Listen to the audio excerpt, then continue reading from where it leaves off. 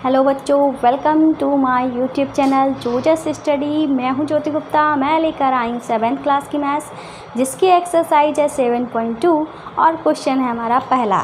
तो क्वेश्चन जो है वो हमसे कह रहा है, निम्न में आप कौन से सर्वांग सम प्रतिबंधों का प्रयोग करेंगे। ठीक है, तो ये तो रहा हमारा क्वेश्चन। अगर आपको साइंस पढ़नी है तो हमारे इस चैनल पे चले जाइएगा, ऐसे ही नाम सर्च कर दीजिएगा, आ जाएगा। ठीक है, तो इन्होंने दिया है ए बी जो है, इस तरीके से हमारे डायग्राम दिए गए हैं। ठीक है, तो ए बी जो है इन्होंने बताया है ये है बराबर है डी एफ के।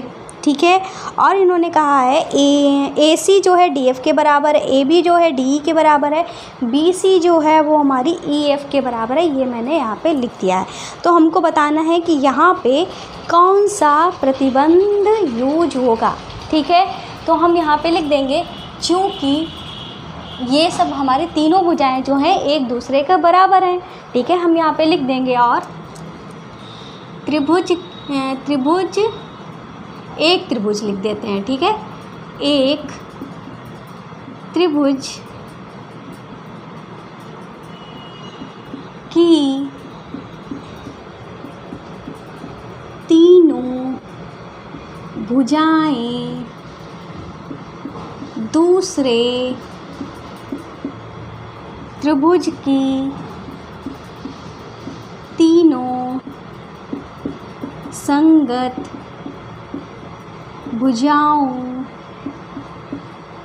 के बराबर, ठीक है, बराबर हैं। ठीक है, जब ये तीनों भुजाएं बराबर हैं तो कौन सा प्रतिबंध यूज हो जाएगा। तो हम यहाँ पे लिख देंगे एस एस एस सर्वांग सम प्रतिबंध के अनुसार। ठीक है, सर्वांग सम प्रतिबंध के अनुसार। ठीक है, अब ये एस एस एस का मतलब क्या है। तो भाई एस एस एस का मतलब क्या होगा, तो एस एस एस क्या मतलब हो जाएगा, साइड साइड साइड। साइड का मतलब होता है भुजा। ठीक है, और ए का मतलब होता है एंगल। ठीक है, वो भी यूज होगा, वो अभी बताऊंगी आपको। ठीक है, तो इसका मतलब है भुजा भुजा भुजा। आप यहाँ पे भुजा भुजा भुजा भी लिख सकते हैं 3 बार। ठीक है, भुजा भुजा भुजा 3 बार क्यों लिखेंगे, क्योंकि तीनों ही भुजाएं जो है वो हमारी बराबर हैं। ठीक है, अगर आपको शॉर्ट में लिखना है तो इस तरीके से आप एस एस एस लिख सकते हैं। तो कौन सा प्रतिबंध यूज हो रहा है, एस एस एस सर्वांग सम प्रतिबंध जो है वो हमारा यूज हो रहा है। तो इसके अनुसार क्या हो जाएगा, जब तीनों भुजाएं बराबर ही हैं तो हम यहाँ पे लिख देंगे त्रिभुज ए बी सी सर्वांग सम त्रिभुज डी ई एफ। ठीक है, इस तरीके से ये जो है हमारा लिख दिया जाएगा। तो पहला पार्ट जो है वो हमारा कंप्लीट हुआ। अब हम अपना कौन सा करेंगे, बी वाला करेंगे। ठीक है, तो बी वाला क्या है, चलिए देखते हैं। तो ये है हमारा अगला क्वेश्चन। इसमें इन्होंने आर पी और जेड एक्स बराबर बताया है। तो आर पी और जेड एक्स बराबर है। ठीक है, आर क्यू और जेड वाई बराबर है, आर क्यू और जेड वाई बराबर है। ठीक है, फिर उन्होंने बोला है पी आर क्यू। ठीक है, पी आर क्यू मतलब ये वाला एंगल, और एक्स जेड वाई ये वाला एंगल। जो भुजाएं बराबर हैं, ये भुजा इसके बराबर है, ये भुजा इसके बराबर है। जो भुजाएं बन रही हैं उन्हीं के बीच में जो एंगल बना है वो भी बराबर है। ये हमको इसमें बताया है। तो हमको कैसे लिखा, हम कैसे लिखेंगे, यहाँ पे लिखेंगे एक त्रिभुज की कितनी भुजाएं बराबर हैं, 2 भुजाएं। ठीक है, 2 भुजाएं बराबर है ना, तो लिखेंगे एक त्रिभुज की 2 भुजाएं तथा उनसे बना कोण, उनसे बना कोण दूसरे त्रिभुज की 2 संगत भुजाओं। ठीक है, दूसरे त्रिभुज की 2 संगत भुजाओं तथा उनके अंतर्गत या उनके द्वारा बना कोण। ठीक है, अंतर्गत कोण के बराबर है। ठीक है, यही इन्होंने जो बताया है वही चीज़ हमने बस लिख दी है। ठीक है, तो हमारा कौन सा लगेगा? देखो भाई, कितनी भुजाएं बराबर हैं हमारी? 2 भुजाएं बराबर हैं। ठीक है, तो 2 भुजाएं बराबर होंगी तो हमने एस एस लिख दिया। और एंगल कितना बराबर है? एंगल बराबर है 1, तो हमने S A S, side angle side हमने लिख दिया। ठीक है, ये हमारा प्रतिबंध लग जाएगा। ये जब हमारा प्रतिबंध लग जाएगा तो हम यहाँ पे लिख सकते हैं त्रिभुज पी क्यू आर जो है सर्वांग किसके है?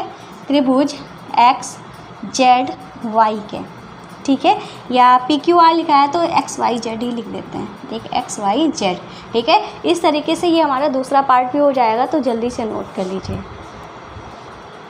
तो ये है हमारा तीसरा क्वेश्चन, जिसमें इन्होंने कहा है एम एल एन जो है, एम एन एल, ये मतलब ये वाला कोण जो है एफ जी एच है, मतलब कोण जी के बराबर है। ठीक है, जो बीच में होता है वही हमारा एंगल माना जाता है, ये बात ध्यान रखना है, एफ जी एच। ठीक है, क्या इन्होंने बताया है? M L N. ठीक है, इन्होंने एम एल एन की बात की है, मतलब इस एंगल की बात की है। फिर इन्होंने इस एंगल की बात की है, ये वाला, मतलब ये एंगल इस एंगल के बराबर है। फिर उन्होंने कहा है एन एम एल, मतलब इस बार इस एंगल की बात की है, ये बराबर है एच एफ जी। ठीक है, एच एफ जी, मतलब ये वाला एंगल इस एंगल के बराबर है। फिर ये वाला, और इन्होंने बताया है एम एल और एफ जी है। ठीक है, एम एल और एफ जी है जो ये हमारा बराबर है, मतलब ये जो है ये हमारे बराबर है, मतलब जिन पे ये दोनों कोण बन रहे हैं ना वही हमारी भुजाएं बराबर हैं। ठीक है, इतना जो है इन्होंने हमको दे दिया है। तो इसमें हमारा क्या, 2 एंगल बराबर हैं और 1 भुजा बराबर है। क्या बराबर है? 2 एंगल और 1 भुजा। तो हम यहाँ पे लिख देंगे एक त्रिभुज के 2 कोण। ठीक है, 2 कोण बराबर है ना, 2 कोण तथा उनके अंतर्गत भुजा।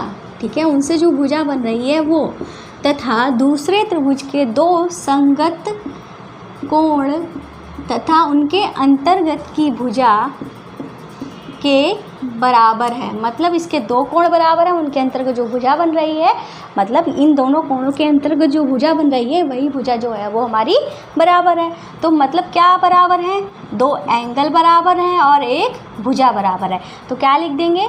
S A. ठीक है, मतलब इसको हम अगर हिंदी में बोलना चाहें तो लिखेंगे कोण भुजा कोण। क्या लिखेंगे? कोण भुजा कोण। अगर आपको कोण भुजा कोण लिखना है तो वो लिख दीजिए। अगर आपको A S A angle side angle लिखना है तो वो लिख दीजिए, या ए एस ए लिख दीजिए। यही हमारा जो है वो आंसर है। तो अब हम यहाँ पे क्या लिख देंगे? अब हम यहाँ पे लिख देंगे त्रिभुज एम एल एन जो है वो सर्वांग है त्रिभुज एफ जी एच के। ठीक है, इस तरीके से हमारा ये तीसरा पार्ट भी कंप्लीट हुआ। जल्दी से नोट कर लीजिए, फिर अगला कराते हैं। तो अगला क्वेश्चन जो है वो है हमारा डी। ठीक है, पिछले क्वेश्चन में सी पॉइंट में डालना भूल गई थी, इसके लिए सॉरी। तो क्वेश्चन डी जो है उसमें हमको ये डायग्राम दिया है।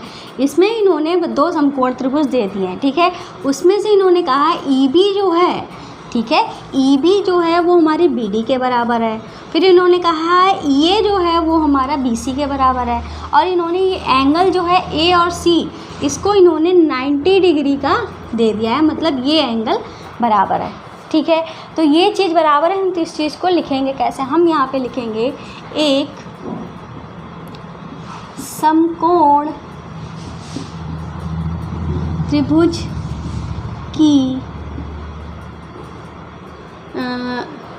त्रिभुज में लिख लो। ठीक है, त्रिभुज में कर्ण तथा एक भुजा। ठीक है, कर्ण तथा एक भुजा तथा कर्ण, यहाँ पे एक भुजा और यहाँ पे तथा हटा दो। ठीक है, कर्ण एक भुजा तथा एक कोण जो है दूसरे त्रिभुज के कर्ण एक भुजा तथा संगत कोण के बराबर है। ठीक है, इस तरीके से आपको ये लाइन जो है वो लिख देनी होगी। और क्वेश्चन को बताते हैं कि कौन सा प्रतिबंध लगेगा। इसके पहले अपने मन की बात कर लेते हैं। तो आपको मैं आज खुशखबरी देने जा रही हूँ। खुशखबरी ये है भाई कि जल्द ही हमारा ऐप लॉन्च होने वाला है। ठीक है, लेकिन उसके लिए आपको भी हमारी हेल्प करनी पड़ेगी। हमारी वीडियोस को ज़्यादा से ज़्यादा शेयर करिए। ठीक है, आप जितना ज़्यादा शेयर करेंगे उतना जल्दी ही हमारा ऐप आएगा। ठीक है, अगर आप ये काम नहीं करेंगे तो हो सकता है कि इसमें टाइम लग जाए। तो ये सब बातें आप पर ही डिपेंड करती हैं। अगर आप चाहते हैं कि ऐप जो है वो हमारा जल्दी आ जाए, ठीक है, तो आपको ज़्यादा से ज़्यादा शेयर करना होगा और जितना हो सके हमारे सब्सक्राइबर को आपको बढ़ाना होगा। ठीक है, और दूसरी बात है, अगर आपको साइंस पढ़नी है तो हमारे इस चैनल पे चले जाइए। इंग्लिश बोलना सीखना है, इस चैनल पे चले जाइएगा। ऐसे ही नाम आप सर्च कर देंगे आ जाएगा। ठीक है, चैनल जो है ओपन होके आ जाएगा। और ये हमारा ब्लॉग चैनल है जिस पे मस्ती वस्ती होती रहती है। और ये हमारे क्रिएटिव चैनल है, तो सभी चैनल्स को सब्सक्राइब कर लीजिएगा। ठीक है, तो आपको क्या करना है, हमारे चैनल को ज़्यादा से ज़्यादा शेयर करना है। ठीक है, तो कौन सा प्रतिबंध लगेगा, यहाँ पे हमारा लगेगा RHS सर्वांगसम प्रतिबंध के अनुसार क्या हो जाएगा, त्रिभुज ABE जो है वो हमारा CDB के बराबर सर्वांगसम हो जाएगा। ठीक है, तो ये जो प्रतिबंध है हमारा तब लगता है जब हमारा क्या होता है, एक समकोण त्रिभुज की खास तौर से बताकर बात की जा रही है, मतलब बताया जा रहा है कि हमारा समकोण त्रिभुज है। ठीक है, तब ये हमारा RHS प्रतिबंध जो है वो लगता है। तो आज की क्लास में बस इतना ही, मिलते हैं नेक्स्ट वीडियो में, तब तक के लिए बाय बाय। मैं फिर से आपको बता दूं, मैं इसलिए वापस आ गई, तो आप कमेंट करके पूछेंगे मैम RHS क्या होता है, राइट हैंड साइड होता है क्या। तो यहाँ पे RHS का मतलब जो है वो राइट हैंड साइड नहीं है, इसका मतलब है राइट एंगल। राइट एंगल का मतलब होता है हमारा 90 डिग्री, मतलब समकोण। ठीक है, तो राइट एंगल, हाइपोटेनियस मतलब हमारा जो लंब बना हुआ है। ठीक है, वो, और साइड का मतलब क्या हुआ, तो साइड का मतलब हमारी ये भुजा। ठीक है, एस का मतलब साइड। ठीक है, इसका मतलब ये हुआ है। ठीक है, अब आप नहीं पूछेंगे ना कमेंट करके, अगर कुछ और भी पूछना है तो आप पूछ सकते हो, आप मैं रिप्लाई ज़रूर करती हूँ, आप सब अच्छे से जानते हैं। ठीक है, तो मिलते हैं नेक्स्ट वीडियो में, तब तक के लिए बाय बाय।